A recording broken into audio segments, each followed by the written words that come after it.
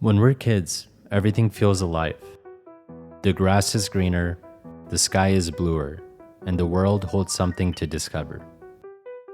We spend our days outside running around, creating imaginary worlds, believing we can become anything we dream of. The toys around us are bright. The Play-Doh and crayons we use daily are with vibrant primary colors. Those colors become our uniform and remind us of joy. Then slowly, something begins to change. The unicorns disappear, the rainbows fade, the blue sky turns gray, and the race begins. The conditioning and comparisons begin.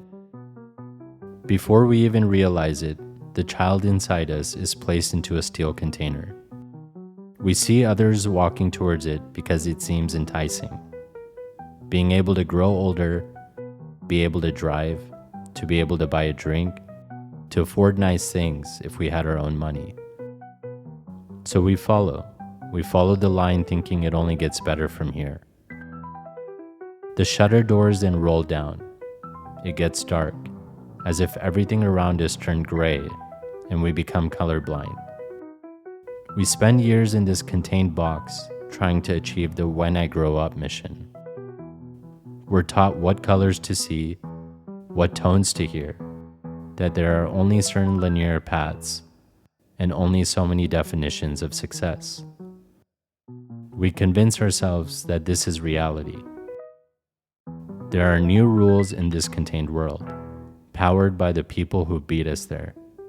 We separate ourselves by labels, by gender, religion, status, money, nationality, and job title.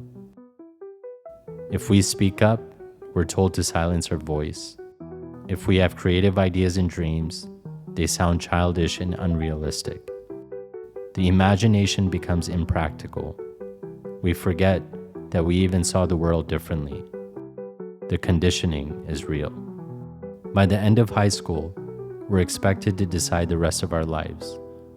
Pick a degree, get a job, now chase money. When are you starting your life? You know, when you get married, have kids, and buy the house. You can enjoy one day, but when you're old and worn out, and have a very small chance to retire. The end. We become experts at fitting in, but strangers to ourselves. If we steer off track, people remind us, you have to face reality.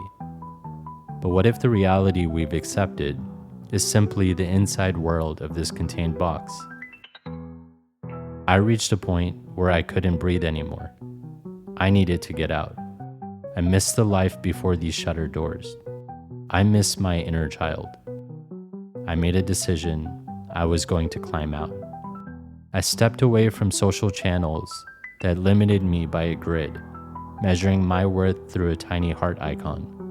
I changed my phone number and email. I shut down the business that was quietly killing my soul. I let go of the nice apartment. I dismantled the identity I had spent years constructing. Not because I knew where I was going, but because I couldn't stay where I was. This is track 4, Boxed In, Shut Out.